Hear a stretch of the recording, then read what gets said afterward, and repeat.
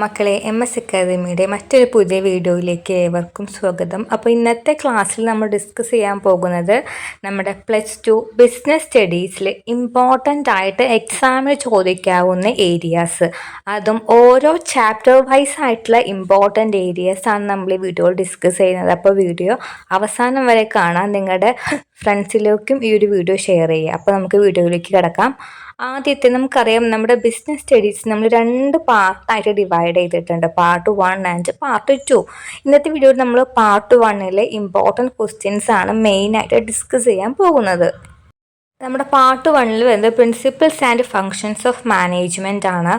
Part 1ലെ first chapter നമ്മൾ മാനേജ്മെൻറ്റിനെ കുറിച്ചാണ് പഠിക്കുന്നത്. അപ്പോൾ ഈ ഒരു ഫസ്റ്റ് ചാപ്റ്റർ ആയിട്ടുള്ള നേച്ചർ ആൻഡ് സിഗ്നിഫിക്കൻസ് ഓഫ് മാനേജ്മെൻറ്റിൽ വരാവുന്ന ഒരു ഇമ്പോർട്ടൻറ്റ് ക്വസ്റ്റ്യൻ ആണ് definition of management and explain its features or characteristics. അതായത് മാനേജ്മെൻറ്റ് എന്ന് പറഞ്ഞ പ്രോസസ്സ് എന്താണ്, അതേപോലെ തന്നെ മാനേജ്മെൻറ്റ് പ്രോസസ്സിൻ്റെ ഇമ്പോർട്ടൻസ് സവിശേഷതകൾ എന്തൊക്കെയാണ്. ഇത് എക്സാമിന് എല്ലാ വർഷവും ചോദിക്കാവുന്ന ഒരു റിപ്പീറ്റഡ് ഏരിയാസ് ആണ്. അപ്പോൾ നോട്ട് ചെയ്ത് വെക്കുക.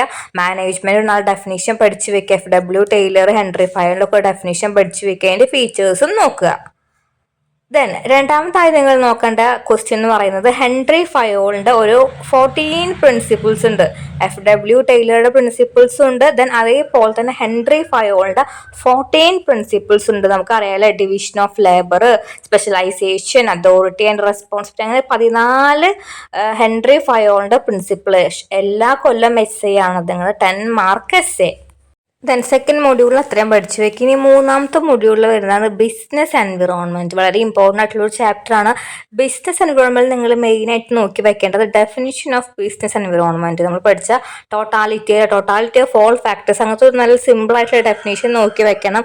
അതേപോലെ തന്നെ ഡയമെൻഷൻസ്, നമുക്കറിയാം ടൈപ്സിൽ തന്നെ ഇൻറ്റേർണൽ എക്സ്റ്റേണൽ ഉണ്ട്. അതിൽ എക്സ്റ്റേണലിൽ മാക്രോയിൽ വരുന്ന ഡയമെൻഷൻസ് നമ്മൾ കോഡ്, പെസ്റ്റിൽ അല്ലെ, political, economical, social and legal environment, അങ്ങനെ ആ ഒരു ഡയമെൻഷൻസ് എല്ലാ കൊല്ലം ഷുവർ ആണ് എക്സാമിന്.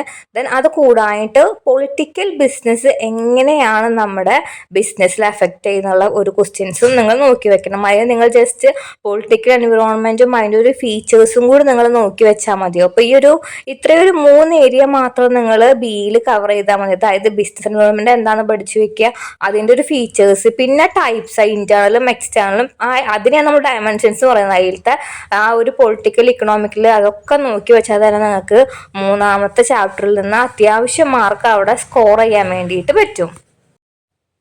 ഇനി നാലാമത്തെ മൊഡ്യൂളിൽ പഠിക്കേണ്ട ഒരു ഇമ്പോർട്ടൻ്റ് ആയിട്ടുള്ള ചാപ്റ്റർ ആണ് പ്ലാനിങ് എന്ന് പറയുന്നത്. അതിൽ നമ്മൾ പ്ലാനിങ്ങിൻ്റെ ഡെഫിനേഷൻ എന്തായാലും നോക്കി വെക്കാം. അതായത് ഡെഫിനേഷൻ എന്താണ്, പ്ലാനിങ്ങിൻ്റെ മീനിങ്, ആ ഒരു പ്ലാനിങ്ങിൻ്റെ മീനിങ്ങും അതിൻ്റെ ഫീച്ചേഴ്സ് നോക്കി വയ്ക്കുക. പിന്നെ ഇമ്പോർട്ടൻസ് ഓഫ് പ്ലാനിങ്, ആ ഇമ്പോർട്ടൻസിൻ്റെ കൂടെ തന്നെ നിങ്ങൾ ടെക്സ്റ്റ് ബുക്കിൽ വരുന്നതാണ് ടൈപ്സ് ഓഫ് പ്ലാനിങ്.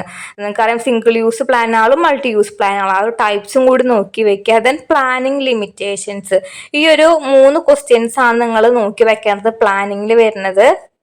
പ്ലാനിങ് കഴിഞ്ഞാൽ പിന്നെ വരുന്ന ഫംഗ്ഷനാണ് ഓർഗനൈസേഷനിൽ. അപ്പോൾ ഓർഗനൈസിങ് പറഞ്ഞിട്ടുള്ള നിങ്ങളുടെ 5ാമത്തെ ചാപ്റ്ററിൽ നിങ്ങളിനി നോക്കി വെക്കേണ്ട കാര്യങ്ങൾ, ഈ എല്ലാത്തിലും നിങ്ങളൊരു 3-4 ഇമ്പോർട്ടൻറ്റ് ക്വസ്റ്റ്യൻസ് ഉണ്ട്. അത് തന്നെ കവർ ചെയ്താൽ നമുക്ക് എക്സാമിന് പാസ്സാവാൻ നല്ല മാർക്ക് വാങ്ങാൻ വേണ്ടി പറ്റും. അപ്പോൾ ഓർഗനൈസിങ്ങിൽ നിങ്ങൾ ഓർഗനൈസേഷൻ്റെ മീനിങ്, ദെൻ അതിൻ്റെ ഇമ്പോർട്ടൻസ്, ഇനിയിപ്പോൾ നിങ്ങൾ ആലോചിക്കുക എക്സാമിന് ഈ ഒരു ഇമ്പോർട്ടൻസും ഫീച്ചേഴ്സും അഡ്വാൻറ്റേജും ഒക്കെ ചോദിച്ചു, നിങ്ങൾക്ക് ഏകദേശം സെയിം പോയിന്റ് എല്ലാത്തിലും വരുന്നപ്പോൾ നിങ്ങൾക്ക് ആ ഒരു പോയിന്റ് എല്ലാത്തിലും മാറി എഴുതാൻ വേണ്ടി പറ്റും. ഇമ്പോർട്ടൻസിലെ പോയിന്റ് നിങ്ങൾക്ക് അഡ്വാൻറ്റേജസിൽ എഴുതാൻ വേണ്ടി പറ്റും.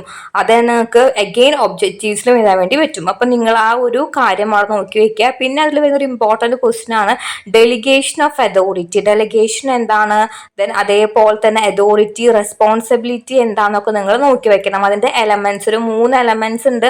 ആ ഒരു ഫ്ലോ ചാർട്ട് നമ്മുടെ ടെക്സ്റ്റ് ബുക്കിൽ കറക്റ്റ് കൊടുത്തിട്ട് ആ ഒരു ഓർഡറിൽ പഠിച്ചു വെക്കുക. നിങ്ങൾ ആ ഒരു ഫ്ലോ ചാർട്ട് എക്സാം പേപ്പറിൽ എന്തായാലും വരച്ചു വെക്കാൻ മറക്കരുത്. പിന്നെ നമ്മുടെ ചാപ്റ്ററിൻ്റെ അവസാനം വരുന്ന ഡെലഗേഷനും ഡീസെൻട്രലൈസേഷനും സെൻട്രലൈസേഷനും നോക്കി വെക്കുക. അതിൻ്റെ ഒരു ഡിഫറൻസും കൂടി കവർ ചെയ്ത് ഏകദേശം ആ ഒരു ചാപ്റ്റർ അവിടെ കഴിഞ്ഞു. ഇനി നിങ്ങൾ നിങ്ങളുടെ ആറാമത്തെ ചാപ്റ്റർ ആയിട്ടുള്ള സ്റ്റാഫിംഗിൽ മക്കളെ പഠിക്കേണ്ടതാണ് ഈ ഒരു 3 questions. What is the meaning of staffing and explain staffing process. Underline ചെയ്തോ. സ്റ്റാഫിംഗ് പ്രോസസ്സ് ഇമ്പോർട്ടൻ്റ് ആയിട്ടുള്ളതാണ്.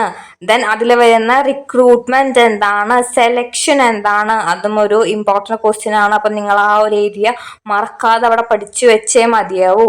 പിന്നെ ആ ഒരു ചാപ്റ്ററിൽ നിന്ന് ചോദിക്കുന്ന അവസാനത്തെ ഒരു ക്വസ്റ്റ്യൻ പറഞ്ഞാൽ ട്രെയിനിങ് ഡെവലപ്മെന്റ്. ചിലപ്പോൾ ചോദിക്കാം what do you mean by training, അല്ലെങ്കിൽ ചോദിക്കാം differentiate between training and development. അപ്പം നിങ്ങൾ ഈ ഒരു ഏരിയ ഈ ഒരു മൊഡ്യൂളിൽ കവർ ചെയ്യുക. അപ്പോൾ നമ്മൾ സ്റ്റാഫിംഗിൻ്റെ ഇമ്പോർട്ടൻറ്റ് ക്വസ്റ്റ്യൻസ് ഒക്കെ പഠിച്ചു. ഇനി നമ്മൾ ഏഴാമതായിട്ട് നമ്മൾ ഡയറക്റ്റിംഗിൽ പഠിക്കേണ്ട ഒരു ഇമ്പോർട്ടൻറ്റ് ക്വസ്റ്റ്യൻസ് ആണ് പറഞ്ഞാൽ ഡെഫിനിഷൻ. ഡയറക്റ്റിങ്ങിൻ്റെ ഡെഫിനിഷൻ പഠിക്കണം. അതിൻ്റെ ഒരു 3 എലമെൻറ്റ്സ് ഉണ്ടല്ലേ, സൂപ്പർവിഷൻ, മോട്ടിവേഷൻ. അപ്പോൾ ഒരു 3 എലമെൻറ്റ് നിങ്ങൾ പഠിച്ചു വെക്കുക.